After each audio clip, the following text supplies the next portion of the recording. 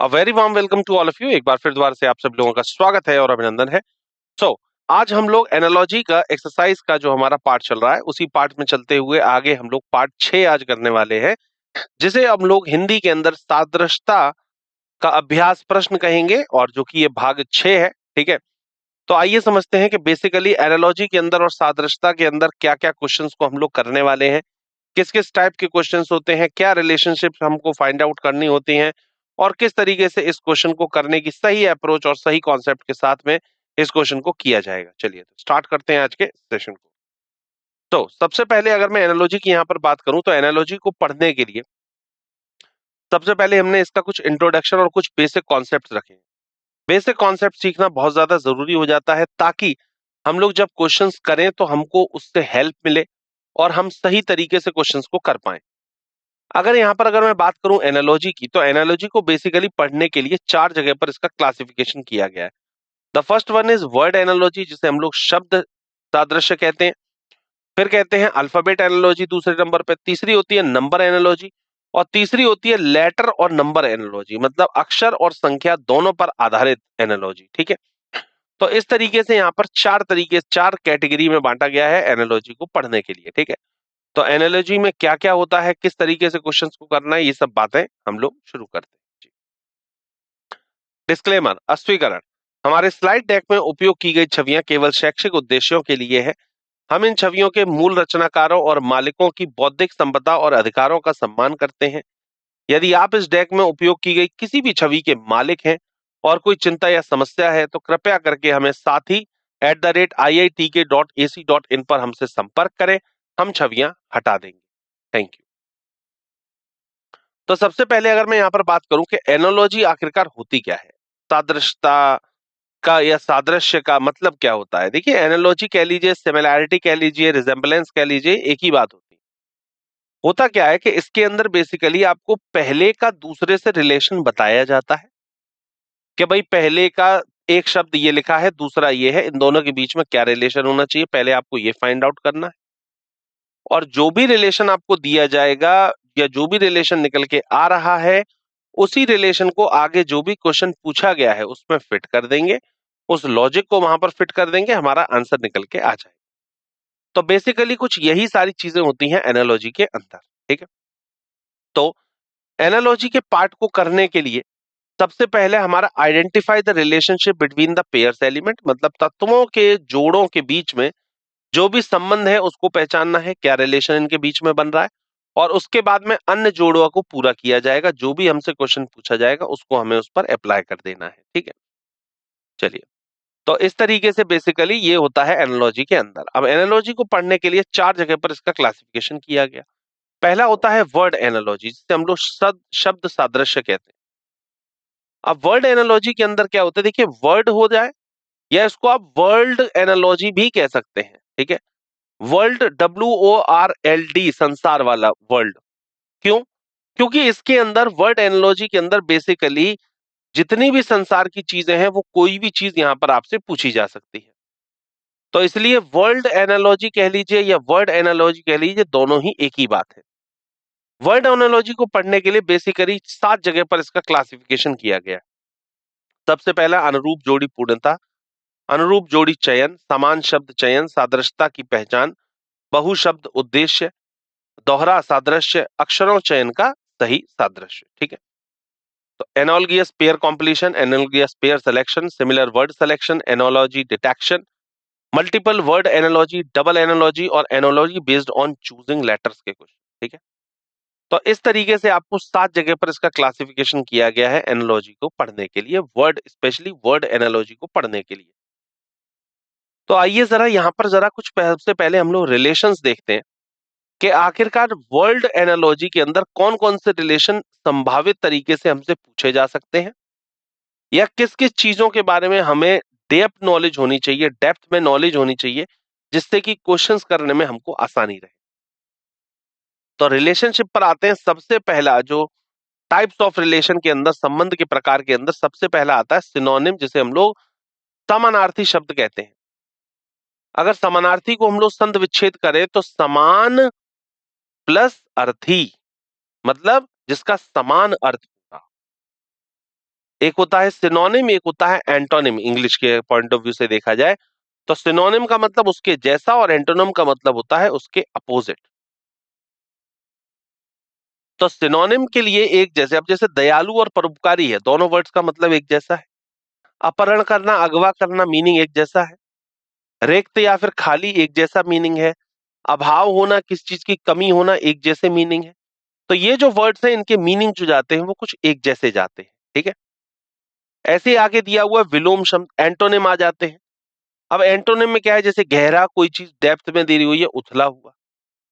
पूछना, किस चीज की इंपॉर्टेंट कोई चीज होनी चाहिए, नजरअंदाज करना। सुस्ती, सतर्कता, जस्ट क्या है, अपोजिट जा रहे हैं ये सब लोग, ठीक है। तो अपोजिट आ गए तो एंटोनिम, सेम आ गए तो सिनोनिम, मतलब समानार्थी और विलोम। इसके बाद देश और महाद्वीप के रिलेशन काफी बार पूछ लेता है।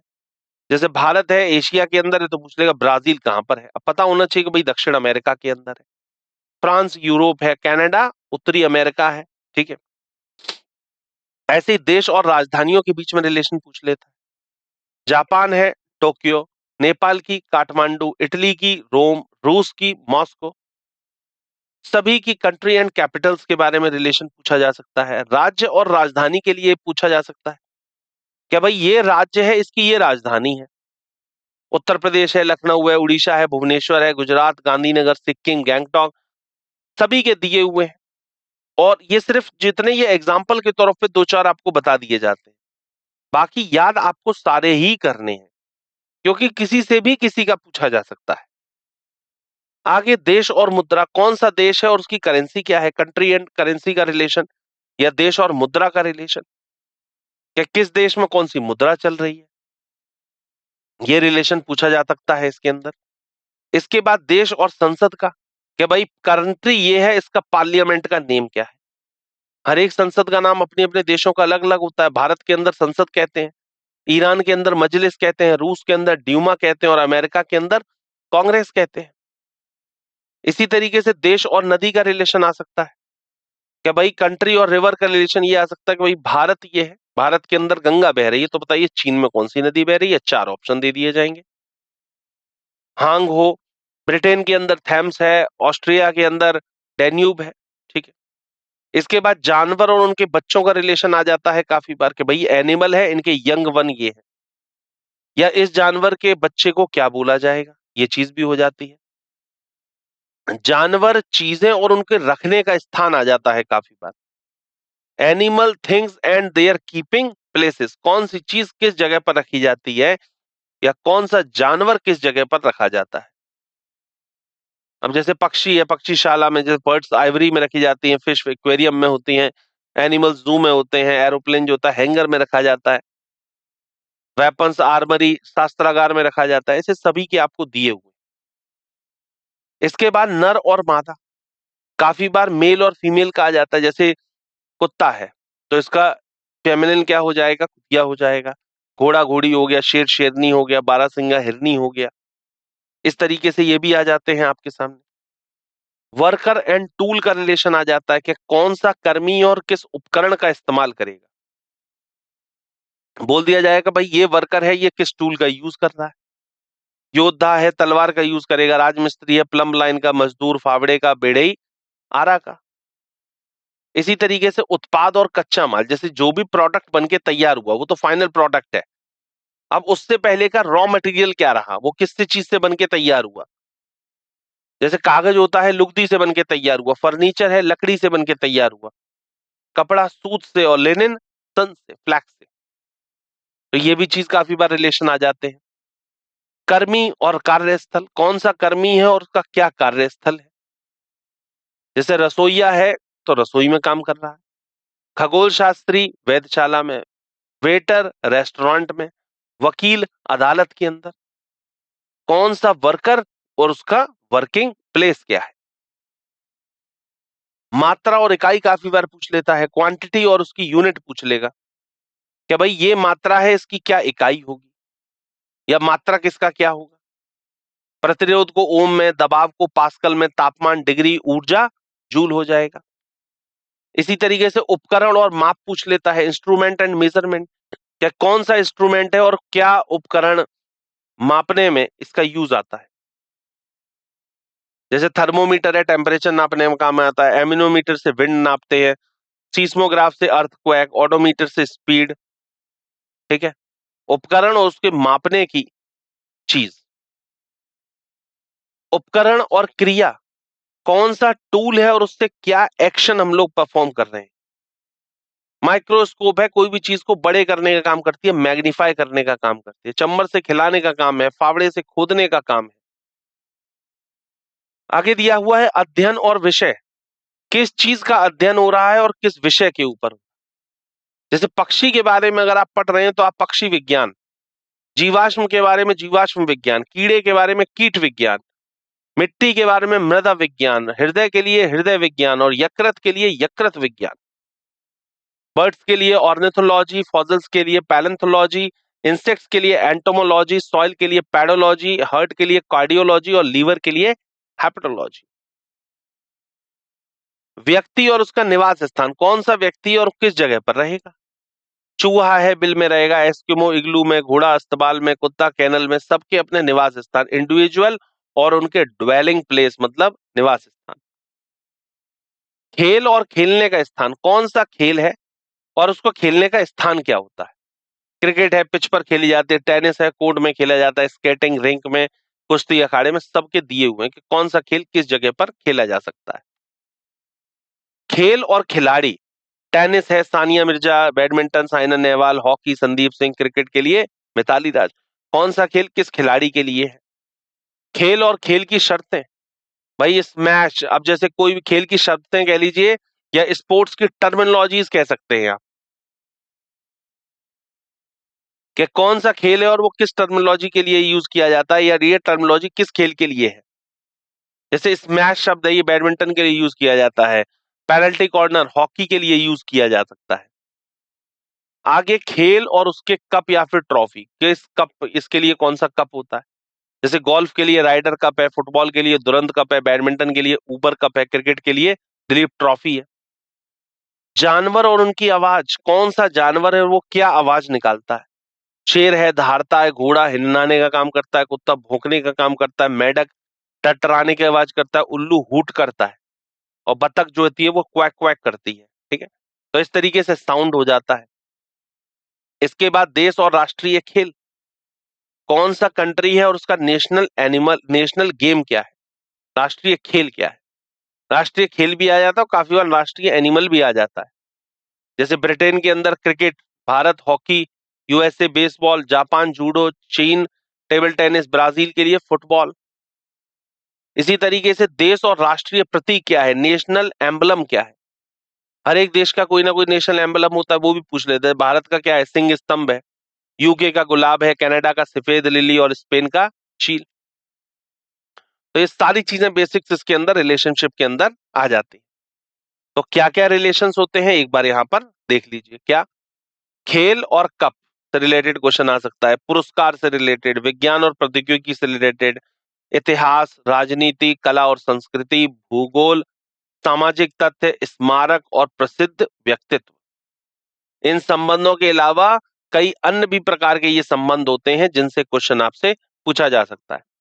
Sports and cup, awards, science and technology, history, politics, art and culture, geography, social facts, monuments और कुछ फेमस पर्सनैलिटीज के बारे में। तो ये सारी चीजें इसके अंदर पूछी जा सकती हैं। आगे नेक्स्ट आता है अल्फाबेट एनालॉजी। अब अल्फाबेट एनालॉजी क्या है, नाम से पता चल रहा है कि अल्फाबेटिकल चीजें होंगी इसमें। अगर ए का रिलेशन बी से है तो सी का रिलेशन किससे है, सीधे आप बता देंगे कि भाई डी से है। तो वर्णमाला के आधार पे क्वेश्चन आ जाते हैं काफी बार। इसके बाद नंबर एनालॉजी के आते हैं। अब नंबर एनालॉजी में भी बेसिकली हमने इसको 4 जगह पर क्लासिफाई किया कि नंबर एनालॉजी में किस किस तरीके के क्वेश्चन आ सकते हैं। नंबर एनालॉजी के अंदर भी नंबर से रिलेटेड आएगा, जैसे 2 दिया गया, 2 के आगे 4 लिख दिया, 3 लिखा, 3 के आगे क्वेश्चन मार्क लगा दिया। भाई आपको पता है 2 का स्क्वायर 4 है, 3 का स्क्वायर 9 हो जाएगा। तो संख्या को चुनने के आधार पे आ सकता है। ठीक है, पेयर्स के रिलेटेड क्वेश्चन आ सकता है, सेट ऑफ नंबर्स के आ सकता है, या सेट ऑफ नंबर और गिवन नंबर दोनों के आधार पे आ सकता है। ठीक है, आगे देखा जाए तो लेटर को आपने अलग पढ़ा, नंबर को अलग पढ़ा, और इस पर्टिकुलर कैटेगरी के अंदर इन दोनों को मिक्स कर दिया जाता है। मतलब लेटर और नंबर दोनों आ जाएंगे। जैसे लिख दिया गया A1 B2 C3, तो अगला पूछ लेगा, तो आपको पता है कि भाई D4 होना चाहिए, तो सभी के प्लेस वैल्यूज दे रखे थे, तो इस तरीके से कर लिया गया। ठीक है, तो लेटर एनालॉजी के अंदर बेसिकली ये हो जाता है। तो ये सारी चीजें आपको इसके अंदर बताई गई हैं, ये सारे बेसिक कॉन्सेप्ट्स हैं। अब हम लोग मूव करते हैं अपने क्वेश्चन के ऊपर, एक एक करके देखते हैं किस किस तरीके के क्वेश्चन हमसे पूछे जा रहे हैं। तो पहला क्वेश्चन आप सभी की स्क्रीन के ऊपर आया है, बड़े आराम से क्वेश्चन को पढ़ेंगे, आइए देखें। आंखें लिखी थी, आंखों के आगे लिखा था जीभ और उसके बाद लिखा है कान। आंखें, जीभ, कान, तो आगे क्या होना चाहिए? उंगली, अंगूठा, घुटना या नाक? आइज के आगे टंग लिखा है, तो ईयर के आगे क्या होना चाहिए? फिंगर, थंब, नी या नोज?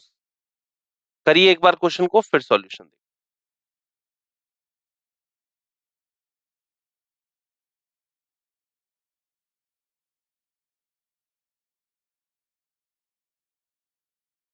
आइए देखें क्या होना चाहिए इसके लिए सही जवाब। देखें भाई, सभी जो है वो मानव संवेदी अंग है, ये सभी के सभी जो हैं वो सेंस ऑर्गन्स हैं। अगर आप ध्यान से देखें तो they all are the sense organs. आंखें हो गई, चाहे जीभ हो गई, चाहे कान हो गए, सब सेंस ऑर्गन है। तो अगला सेंस ऑर्गन आ जाएगा नाक। नाक जो होती है एक सेंस ऑर्गन है, स्मेल करके आपको बताती है। All are the human sensory organ. ठीक है, तो इसलिए नोज इसके लिए बिल्कुल सही है, परफेक्ट आंसर। अगला क्वेश्चन आया, आंत, यकृत, हृदय के लिए पूछा गया है। रक्त, हाथ, माथा, गुर्दा? इंटेस्टाइन इस का रिलेशन लीवर से है, तो हार्ट का रिलेशन किससे होगा? ब्लड, हैंड, फॉरहेड या फिर किडनी? करिए एक बार क्वेश्चन को, फिर सॉल्यूशन।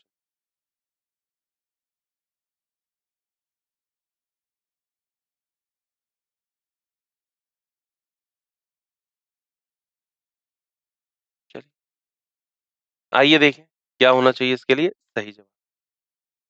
भाई ये सभी जो हैं, ये सभी मानव शरीर के आंतरिक अंग हैं। तो गुर्दा भी जो होगा ये आंतरिक अंग होगा। आंतरिक का मतलब जो अंदर है। इंटेस्टाइन, लीवर, हार्ट, ये सब अंदर आते हैं। इसी तरीके से अगला किडनी भी जो होगा वो अंदर होगा। बाकी ब्लड हो गया, हैंड हो गया, फॉरवर्ड रक्त हो गया, हाथ हो गया, माथा हो गया। देखिए हाथ और माथा तो आपको बाहर ही होता है। अब आप कहेंगे सर रक्त भी तो ले सकते हैं, रक्त भी तो अंदर ही होता है। रक्त को हम इसलिए नहीं ले सकते क्योंकि वो पार्ट नहीं, that not the part of the body. वो पार्ट नहीं है, वो एक तरीके से आप उसको लिक्विड कह सकते हैं। पार्ट जो होते हैं वो ये होते हैं, आंत है, यकृत है, हृदय, ये सब पार्ट्स हैं, गुर्दा है, ये सब पार्ट्स में आते हैं। तो अंग होना चाहिए ह्यूमन का बॉडी का। All are the internal organs of the human body. तो डी ऑप्शन इसके लिए बिल्कुल सही है, परफेक्ट। अगला क्वेश्चन है तीसरा नंबर, क्या ओम दिया गया, वॉट दिया गया, तो एम्पियर के लिए पूछा गया, मात्रक के लिए। इस तरीके का कॉन्सेप्ट आपको बताया था, वही सेम चीज यहां पर फिर दोबारा से पूछी गई। ओम के लिए वॉट दिया गया, तो एम्पियर के लिए क्या होना चाहिए? मतलब बिजली, वोल्ट, घंटा या प्रकाश? OHM is related to what? In the same way, ampere is related to electricity, volt, hour, or light. Options already given to you. Just give your.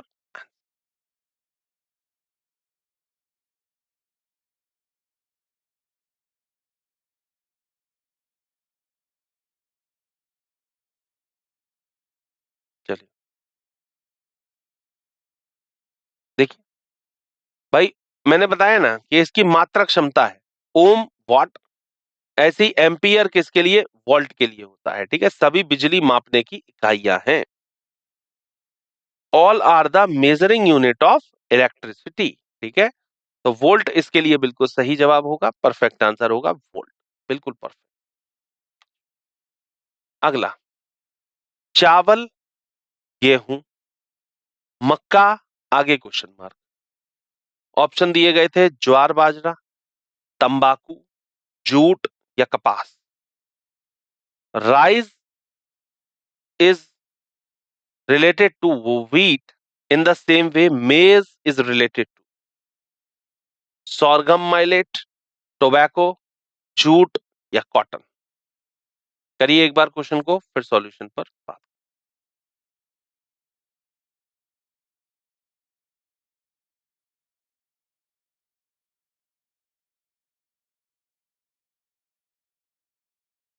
चलिए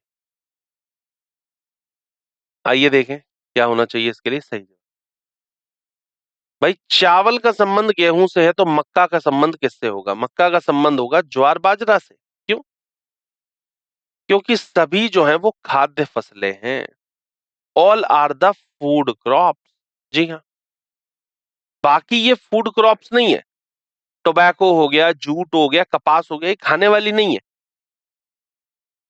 खेती इनकी भी होती है लेकिन ये खाने वाली चीजें नहीं है। ठीक है, तो इसके लिए बिल्कुल सही जवाब है 100 ग्राम मिलेट, जिसे हम लोग बोलते हैं ज्वार बाजरा।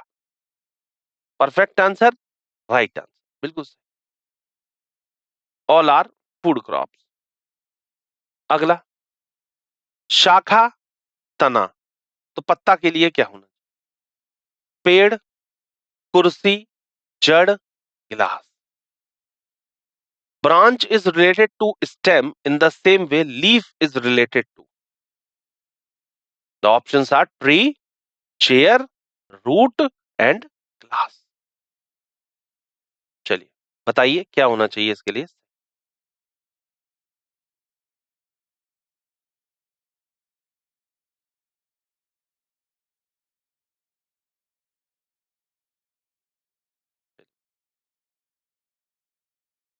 देखिए भाई, इसके लिए जो सही आंसर होना चाहिए वो होना चाहिए जड़। क्यों?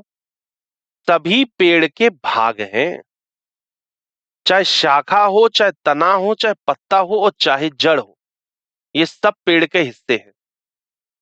ब्रांच, स्टेम, लीफ और उसके बाद root, all are the parts of tree. ये ट्री के सारे पार्ट्स होते हैं।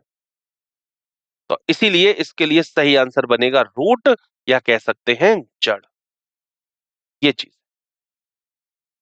अगला क्वेश्चन, 6th क्वेश्चन। हिनहिनाना, रैकना, भौंकना, अब इसके अलावा आगे क्या होना चाहिए? बड़बड़ाना, पेस्ता, मजलिस या पत्ता? नी, ब्रे, बार्क। तो what will come on the question mark? Gibber, पीस्टा, मजलिस, लीफ। तो what is the right answer?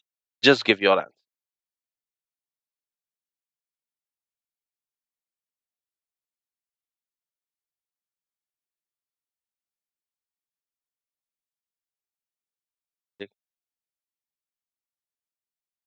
ये देखिए भाई, सभी जानवरों द्वारा उत्पन्न ध्वनियां होती हैं। मतलब all are the sound produced by the animals. ये सारे अलग अलग जो एनिमल्स होते हैं वो साउंड ये वाली क्रिएट करते हैं। चाहे हिननाना हो गया, चाहे रैकना हो गया, चाहे भौंकना हो गया, ये सब साउंड्स हैं। ऐसी बड़बड़ाना भी, जिसे हम लोग इंग्लिश में गिबर कहते हैं, ये भी एक तरीके का साउंड ही है। तो गिबर इसके लिए सही जवाब है। All are the sound produced by the animal. सभी जानवरों द्वारा उत्पन्न ध्वनियां, ये चीज। अगला देखें, शेर, बाघ, तो भालू के लिए क्या होना चाहिए? लॉयन, टाइगर, तो बियर के लिए क्या होना चाहिए? गाय, बिल्ली, तेंदुआ या भैंस? काव, कैट, पैंथर और पैलो। करिए।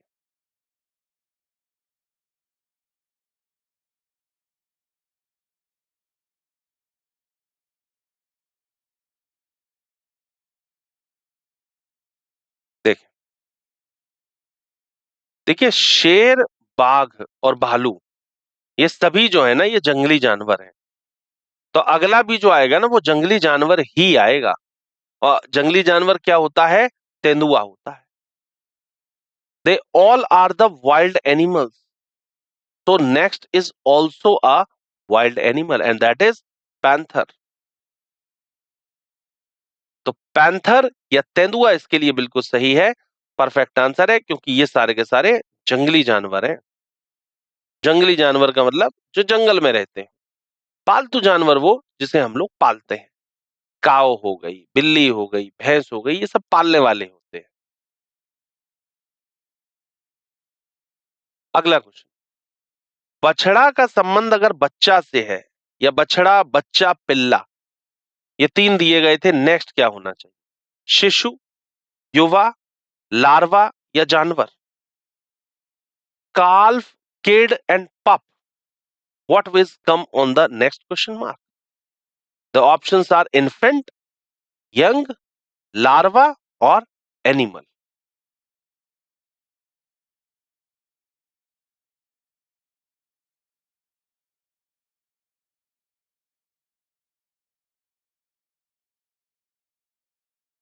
चलिए,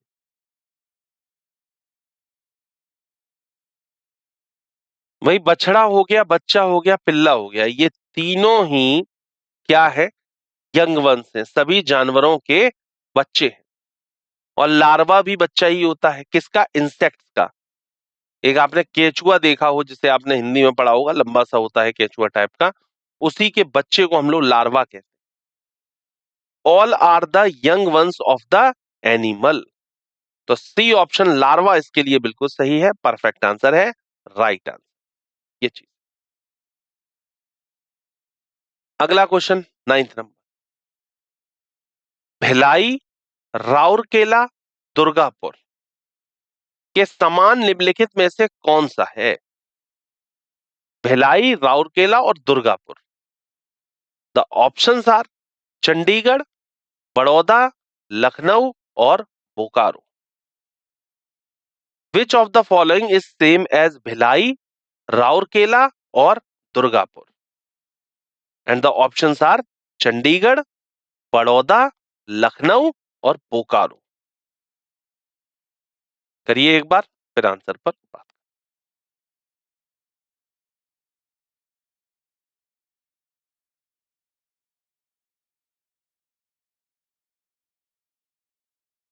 चलिए देखिए, भाई सभी जो है ना वो औद्योगिक नगर है और जो इस्पात संयंत्रों के लिए प्रसिद्ध है। बोकारो स्टील प्लांट आपने सुना भी होगा, एक भिलाई हो गया, राउरकेला हो गया, भिलाई की काफी बार आपने देखी होगी, सरिया अगर आप लेते हैं या और कोई लोहे की चीज लेते हैं उस पर भिलाई लिखा होता है।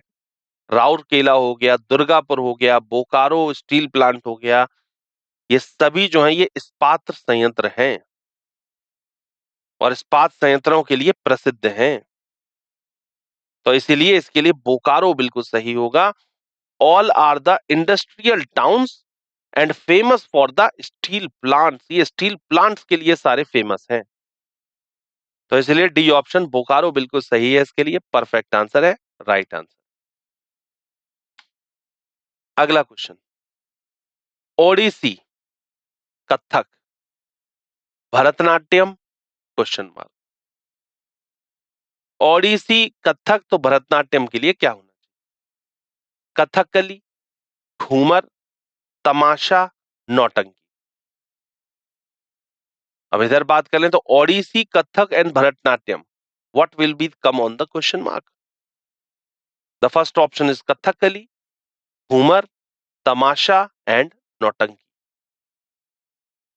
करिए।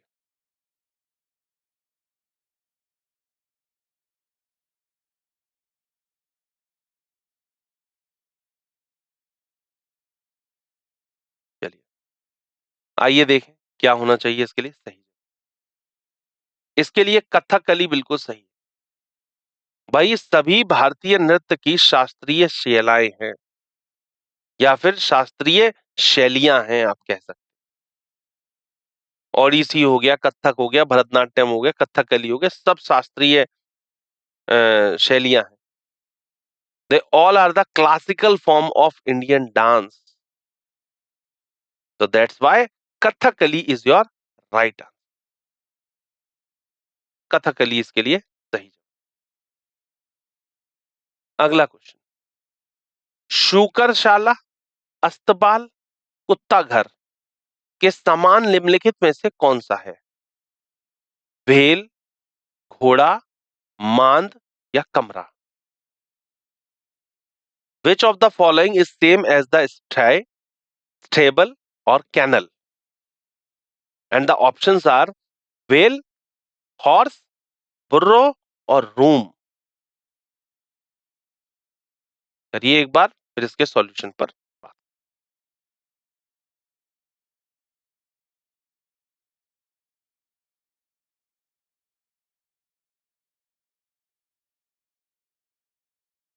चलिए आइए देखें क्या होना चाहिए इसके लिए। देखिए, सभी जानवरों के निवास स्थान हैं। ये जितने भी हैं ना, ये सारे आपके निवास स्थान हैं जानवरों के, चाहे शूकरशाला हो गया, चाहे अस्तबाल हो गया, चाहे कुत्ता घर हो गया। ऐसी बुर्रो भी क्या होता है, रहने की जगह होती है। रैबिट इसके अंदर रहता है, burrow. All are the dwelling place of animals, अभी ड्वेलिंग प्लेस का आपको सारा बताया गया था, एग्जाम्पल्स भी दिए गए थे कौन कौन से ड्वेलिंग प्लेसेस होते हैं। वही ड्वेलिंग प्लेस का यहां पर भी यूज किया गया, सभी जानवरों के निवास स्थान होते हैं। चलिए, अगला क्वेश्चन है, निम्नलिखित में से कौन कुतिया, घोड़ी, हरिणी के समान है, या हिरनी भी कह सकते हैं? लोमड़ी, कुत्ता, मादा लोमड़ी या घोड़ा? Which of the following is same as bitch, mare और doe? And the options are fox, dog, vixen और हॉर्स। देखिए एक बार, फिर इसके आंसर पर बात।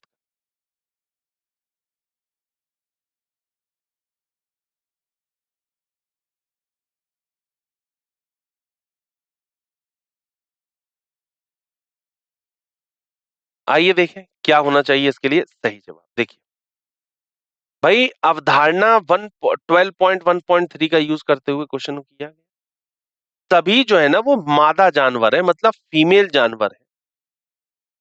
चाहे कुतिया हो जाए, चाहे घोड़ी हो जाए, चाहे हिरनी हो जाए, ये सब के सब जो है वो मादा जानवर है। तो ऐसे ही यहां पर क्या आ जाएगी, मादा लोमड़ी आ जाएगी। Which of the following is same as bitch, mare और doe? So the right answer is vixen. All are the female animal. ये चीज, बात समझ में आई? ये चीज है। अगला क्वेश्चन, निम्नलिखित में से कौन दुर्गा, काली, सरस्वती के समान है? Ganesh, puja, Lakshmi, Shiv? Which of the following is same as Durga, Kali, Saraswati? And the options are Ganesh, worship, Lakshmi और शिव। करिए एक बार, फिर इसके आंसर पर बात करें।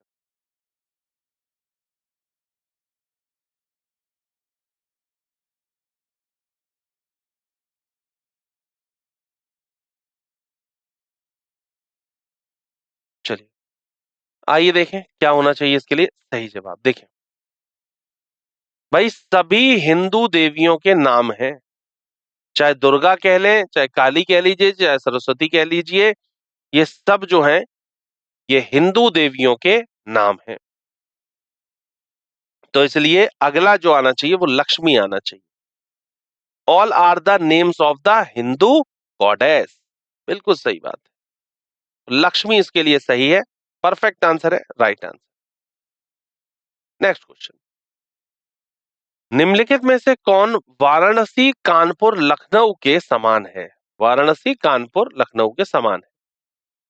गया, जोधपुर, गाजियाबाद या Bhagalpur? Which of the following is same as Varanasi, Kanpur, Lucknow? And the options are Gaya, Jodhpur, Ghaziabad and Bhagalpur. करिए।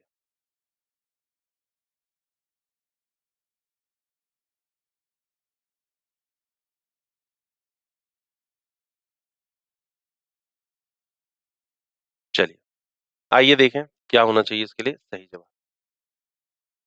भाई सभी उत्तर प्रदेश के शहर हैं, अगर आप ध्यान से देखें, चाहे वाराणसी हो, चाहे कानपुर हो, चाहे लखनऊ हो, तीनों ही उत्तर प्रदेश के शहर हैं, तो अगला भी उत्तर प्रदेश का शहर ही आना चाहिए, जो कि है Ghaziabad. All are the cities of Uttar Pradesh, so next is also a city of Uttar Pradesh and that is Ghaziabad. तो गाजियाबाद इसके लिए बिल्कुल सही है, क्योंकि सभी शहर जो आ रहे हैं वो उत्तर प्रदेश के अंदर के आ रहे हैं। गाजियाबाद। अगला क्वेश्चन 15th नंबर, निम्नलिखित में से कौन नॉर्वे, पोलैंड, स्पेन के समान है? तो ऑप्शन दिए हुए हैं, विकल्प दिए हुए हैं, France, Rome, Kenya, Tokyo. Which of the following is same as Norway, Poland, Spain? And the options are France, Rome, Kenya and Tokyo. करिए।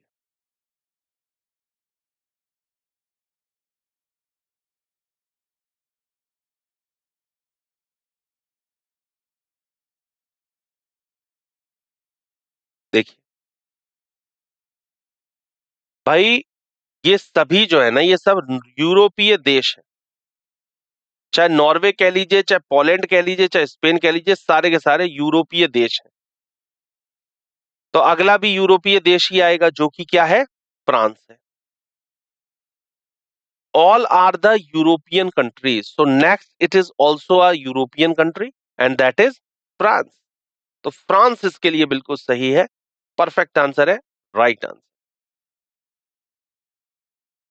नेक्स्ट क्वेश्चन, बाढ़, आग, चक्रवात के समान निम्नलिखित में से कौन है? क्षति, भूकंप, वर्षा, दुर्घटना। Which of the following is same as flood, fire, cyclone? The options are damage, earthquake, rain and accident. करिए एक बार, फिर इसके सॉल्यूशन पर बात करते हैं।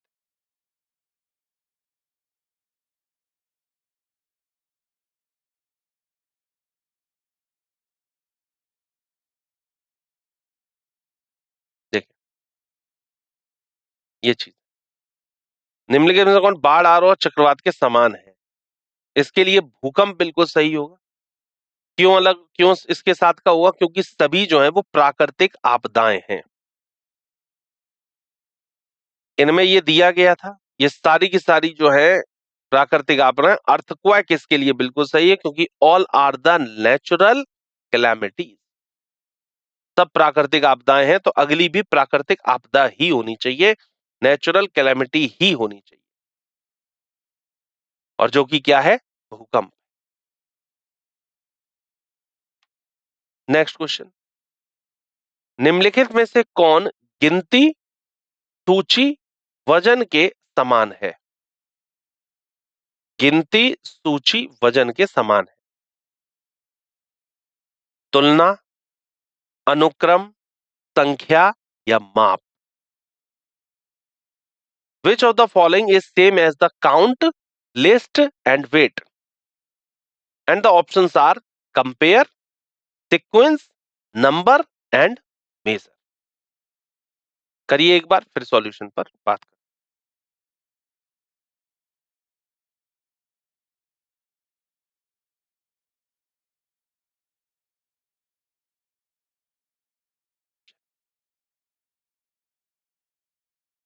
ये देखिए भाई, इसके लिए डी ऑप्शन माप बिल्कुल ठीक होगा। क्यों? क्योंकि ये बाकी जितने भी है ना, सभी मात्रात्मक, माप से संबंधित शब्द हैं। किसी ना किसी चीज की मात्रा करना या कोई ना कोई चीज को नापना, किसी चीज की गणना करना, सूची बनाना, वजन करना, मापना, ये सब चीज क्या है? मात्रात्मक चीजें। मेजर इसके लिए बिल्कुल ठीक होगा। क्यों? All are the terms related to the quantitative measurement, सब मेजरमेंट से रिलेटेड हैं ये, तो इसीलिए डी ऑप्शन इसके लिए बिल्कुल सही है, मेजर, या कह सकते हैं माप। Perfect answer, right. मुलाकात होती है हमारी आपसे आगे के सेशंस में, तब तक के लिए थैंक यू सो मच।